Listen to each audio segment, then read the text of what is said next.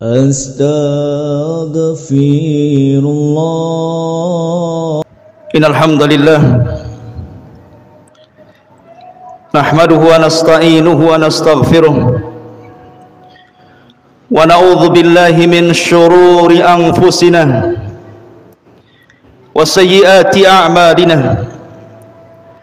Man yahdihillahu fala mudhillalah wa man yudlil fala hadiyalah. Asyhadu an la ilaha illallah wahdahu rabbi la syarika lah wa asyhadu anna Muhammadan abduhu wa rasuluhu alladzi la nabiyya ba'dah.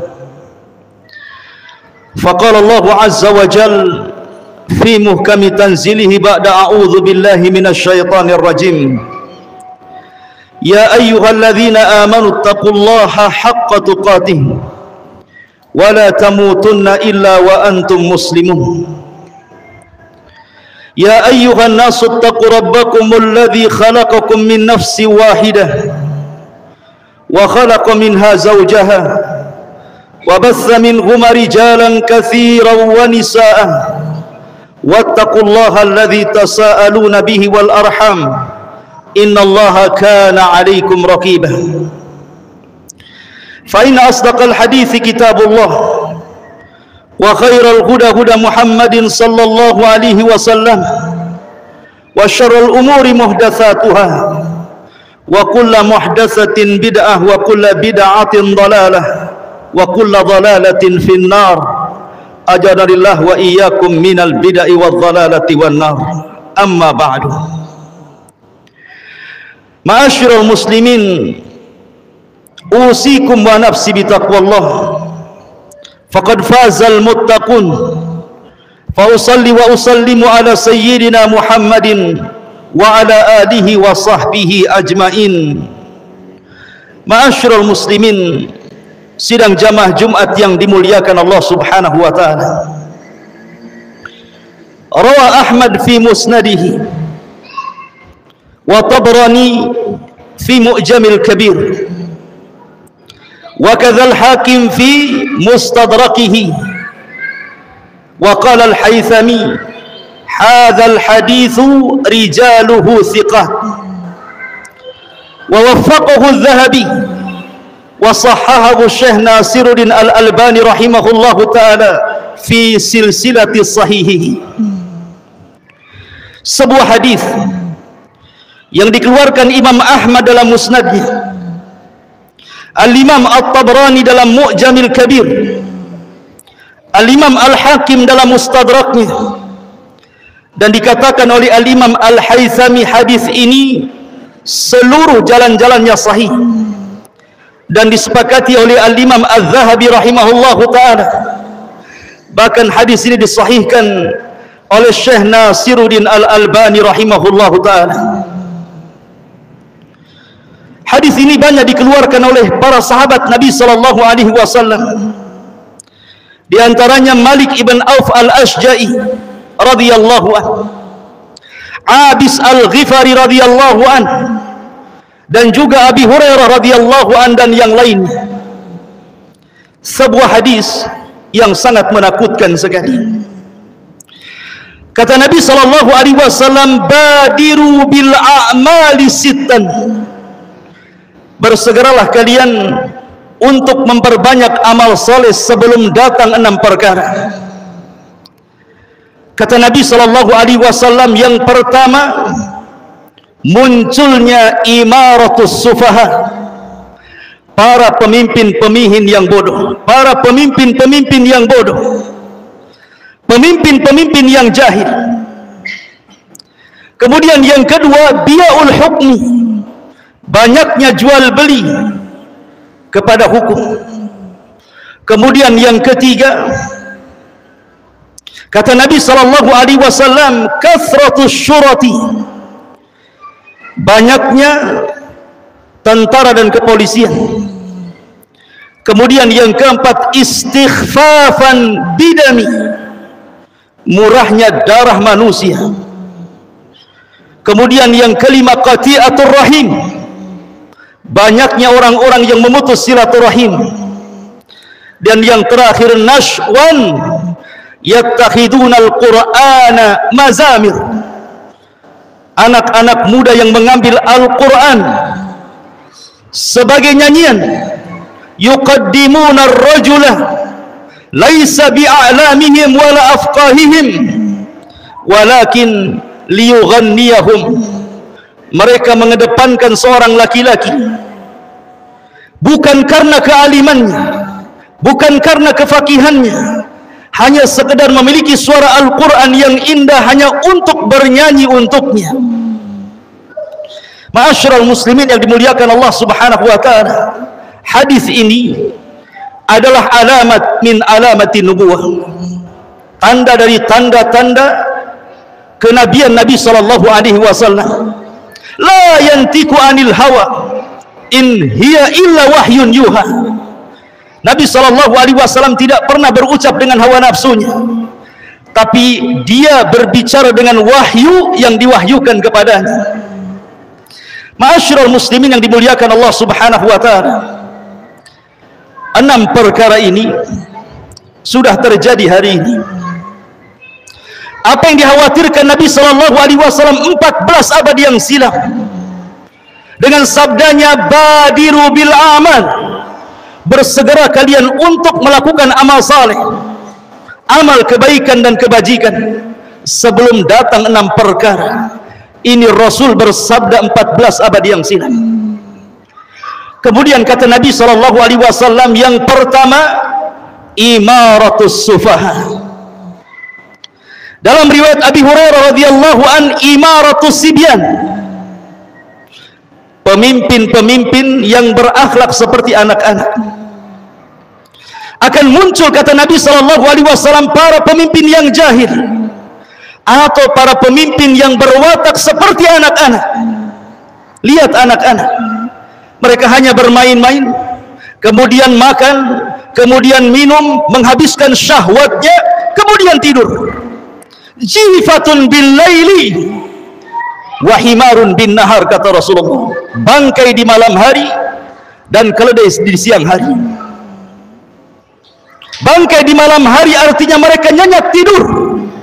Wa himarun bin nahar, dan keledai di siang hari karena mereka tidak memiliki pengetahuan bagaimana untuk memajukan bangsa dan negaranya.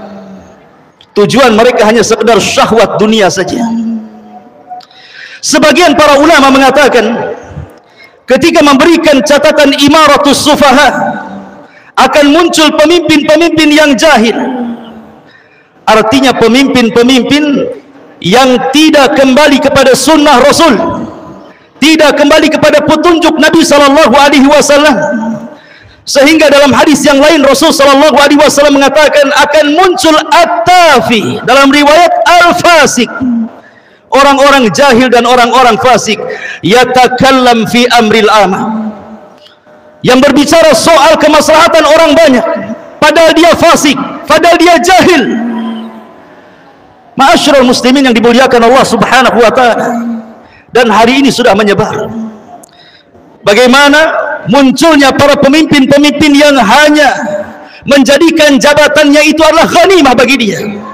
Sebagaimana dalam hadis yang lain, al-amanatu ghanimah, dia jadikan amanah itu seperti ghanimah, harta rampasan perang bagi dia. Seolah-olah aji mumpung dia menjabat, maka dia bisa apa saja melakukan dengan jabatannya untuk meraih kenikmatan dunianya. Inilah yang disebut imaratus sufaha. Kemudian yang kedua, bia'ul hukmi, banyaknya jual beli kepada hukum. Ada 3 penafsiran para ulama. Apa maksudnya jual beli terhadap hukum ini? Ada yang mengatakan bahwa banyaknya rasuah di mana-mana, banyaknya sogok dan menyogok di mana-mana. Padahal Nabi SAW mengatakan ar-rasi wal mutasi finnar, orang yang menyogok dan orang yang menerima sogok dua-duanya di neraka. Ma'asyiral muslimin yang dimuliakan Allah Azza wa Jalla, betapa banyak hakim-hakim yang disogok kemudian memutuskan perkara yang batil di atas kebenaran, membenarkan ya hak ataupun sebaliknya. Kata Nabi sallallahu alaihi wasallam, hakim itu ada 3 manusia. Yang pertama al-qadi fil jannah, yang kedua al-qadiyani fil nar. Ada 1 hakim di sorga dan ada 2 hakim di neraka. Adapun hakim di sorga, alimal haqqa faqadha alaihi, seorang hakim yang tahu dengan kebenaran dan dia memutuskan dengan kebenaran itu. Adapun yang kedua al-hakim, alimal haqqa wa qadha bil batil, dia tahu itu benar tapi dia berikan keputusan yang batil. Kemudian yang ketiga, jahilal haqqa wa qadha bil jahli, jahil, tidak paham dengan kebenaran, makanya dia putuskan dengan kejahilannya.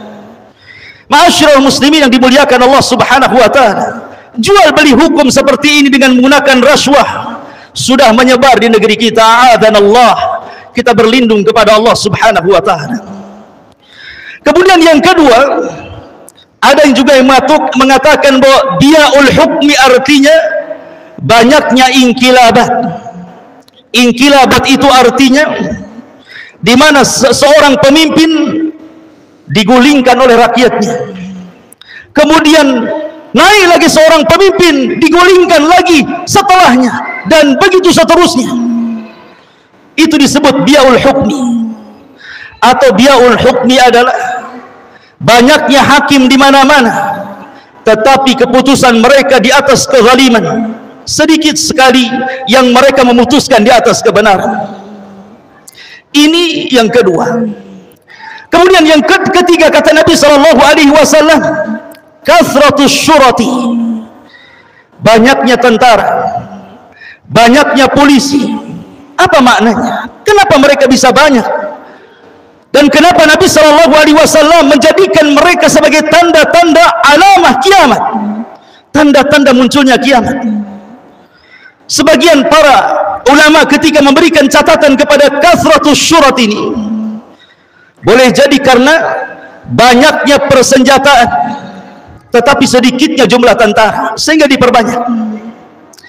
Yang kedua, banyaknya kezaliman, kezaliman yang bersumber dari kepolisian ataupun tentara. Mereka suka menangkap sesuatu yang salah, mereka sewenang-wenang membunuh sesuka hatinya, menyalahkan yang benar, menangkap yang tidak bersalah, dan begitu seterusnya. Atau boleh jadi karena masyarakatnya banyak kerusakan, banyak kriminal, sehingga kemudian ditambah jumlah keamanan. Dan ini tiga-tiganya sudah berlaku hari ini, kathratus syurat. Kemudian yang keempat, ma'asyiral muslimin yang dimuliakan Allah Subhanahu wa taala, istighfafan bidzam, murahnya harga darah. Persis seperti Nabi sallallahu alaihi wasallam bersabda, al-qatil la yadri fima qatal wal maqtulu la yadri fima qutil. Di mana akan muncul zamannya, kata Nabi sallallahu alaihi wasallam, di mana seorang pembunuh tidak tahu alasannya kenapa dia bisa membunuh, dan orang-orang yang dibunuh juga tidak paham kenapa dia bisa dibunuh. Ya, itulah hari ini terjadi. Pembunuhan itu dibolehkan kalau di atas kebenaran, seperti seseorang membunuh maka terjadi qisas. Tapi hari ini darah manusia terasa ringan, seolah tidak ada harganya. Hanya gara-gara soal warisan, saudara dengan saudaranya saling membunuh. Hanya gara-gara soal lahan, saudara kaum muslimin membunuh saudaranya kaum muslimin yang lainnya. Hanya gara-gara uang sedikit seorang bisa membunuh. Ini terjadi hari ini. Ataupun yang kedua, tadi' ad-dam, tidak ada balasan kepada para pembunuh. Betapa banyak orang-orang yang membunuh tetapi dia bisa melenggang dan tidak ada hukuman di dunia. Dan ini sudah terjadi. Ma'asyiral muslimin yang dimuliakan Allah Azza wa Jalla. Ataupun mungkin dikarenakan bencana-bencana yang kemudian merenggut bukan hanya satu, bahkan ribuan jiwa, dengan adanya gempa, dengan adanya tsunami, dengan adanya angin puting beliung atau yang sejenisnya, banyaknya kematian. Ma'asyiral muslimin yang dimuliakan Allah Subhanahu wa taala. Ini yang keempat. Kemudian yang kelima kata Nabi sallallahu alaihi wasallam, wa qati'atur rahim. Mudah memutuskan silaturahim. Anak durhaka dengan orang tuanya. Saudara tidak kenal dengan saudaranya yang lainnya. Hanya gara-gara warisan, tidak ada lagi kekerabatan. Dan itu sudah terjadi. Dan ini tanda dari tanda-tanda kiamat. Dan yang terakhir, nashwan yattakhiduna al-Qur'ana mazamir. Anak-anak muda yang mereka hanya mementingkan suara Al-Quran hanya untuk supaya didengar suaranya, bukan untuk diambil kehusuannya, bukan untuk ditadaburi makna-maknanya, bukan untuk diamalkan isinya, hanya sekedar saut suara saja. Kata Nabi SAW, yuqaddimuna ar-rajul, seseorang kemudian mengedepankan orang yang pakar dalam membaca Al-Quran, laisa bi afqahihim wala a'lamihim, padahal orang ini tidak alim, tidak faqih, innama liyughanniyahum, hanya untuk diambil suaranya saja. Boleh jadi mungkin dijadikan imam, atau mungkin diletakkan dalam acara-acara tertentu supaya orang membaca Al-Quran, tapi orang bagaikan mengundang artis untuk menyanyi dan dinikmati lagunya, seperti dia mengundang orang yang bagus suara Al-Quran hanya untuk dinikmati suaranya. Kata Nabi SAW, kalau sudah sampai taraf seperti ini, ingat ini asratus sa'ah, tanda-tanda dari tanda-tanda kiamat. Kata Nabi SAW, aqulu ma tasma'un, aqulu qawli hadha wastaghfiru innahu huwal ghafurur rahim.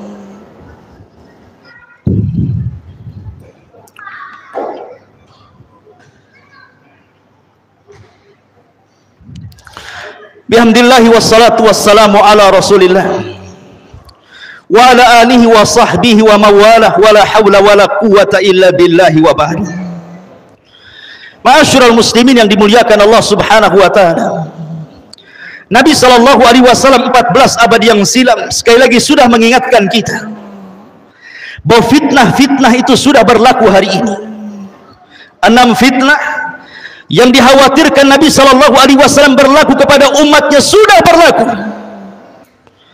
Maka Rasul SAW ingatkan sekali lagi, badiru bil a'mal, bersegeralah kalian beramal saleh, karena tanda-tanda kiamat akan terus bermunculan. Makanya Nabi SAW juga bersabda dalam hadis yang lain, badiru bil a'mali sab'an, bersegeralah kalian untuk beramal saleh sebelum datang 7 perkara. Hal tangtadiruna illa faqran munsiyah, apakah kalian harus menunggu sampai kefakiran datang dan melupakan segalanya? Au ghinan mutghiyah, atau kekayaan yang melampaui batas? Au maradan mufsida, ataupun sakit yang merusak semua ibadah? Au haraman mufannida, atau pikun yang menghilangkan semua akal manusia? Au mautan mujhiza, ataupun kematian yang mendadak? Awid dajjal, ataukah harus munculnya dajjal sehingga kita beramal soleh? Awis sa'atu fasa'atu adha wa amar, ataukah lebih daripada itu datangnya kiamat besar yang datangnya sangat menakutkan dan sangat mengkhawatirkan manusia? Apakah harus datang tanda-tanda ini semuanya baru kita bertobat, bersegera menghadap Allah Subhanahu wa ta'ala? Ingat, sebelum ada 2 waktu, nyawa belum sampai di tenggorokan atau matahari belum terbit dari arah barat, taubat kita masih diterima oleh Allah Subhanahu wa taala. Wasari'u ila maghfiratin mir rabbikum, bersegeralah kalian untuk meminta ampunan dari Allah Subhanahu wa taala. Semoga Allah Subhanahu wa taala melindungi kita dari fitnah-fitnah akhir zaman dan kita senantiasa istiqamah di atas agama yang hak. Ya muqallibal qulub, tsabbit qulubana ala dinik. Wahai zat yang membolak-balikan hati kita, semoga kita tetapkan hati kita untuk senantiasa menjalani agamamu ya Rabb. Innallaha wa malaikatahu yusalluna 'alan nabi ya ayyuhalladzina amanu sallu 'alaihi wa sallimu taslima. Allahumma ighfir lil muslimina wal muslimat wal mu'minina wal mu'minat al ahya'i minhum wal amwat innahu qaribun mujibu da'wa ya qadiyal hajah. Allahumma waffiqna ilal khair, Allahumma waffiqna ila sunnati Rasulillah Muhammad sallallahu alaihi wasallam. Allahumma Allahumma nas'alukal jannah wa ma qarraba ilaiha min qawli wa amal wa na'udzubika min sakhatika wan nar. Allahumma nas'alukal huda wat tuqa wal afafa wal ghina. Rabbana la tuzigh qulubana ba'da idh hadaitana wa hab lana min ladunka rahmatan innaka antal wahhab. Rabbana atina fid dunya hasanah wa fil akhirati hasanah wa qina adzaban nar. Ibadallah, innallaha ya'muru bil adli wal ihsan wa ita'i dzil qurba wa yanha 'anil fahsya'i wal munkari wal baghi. Ya'idukum la'allakum tadhakkarun. Qumu lis salatil jum'ah rahimakumullah.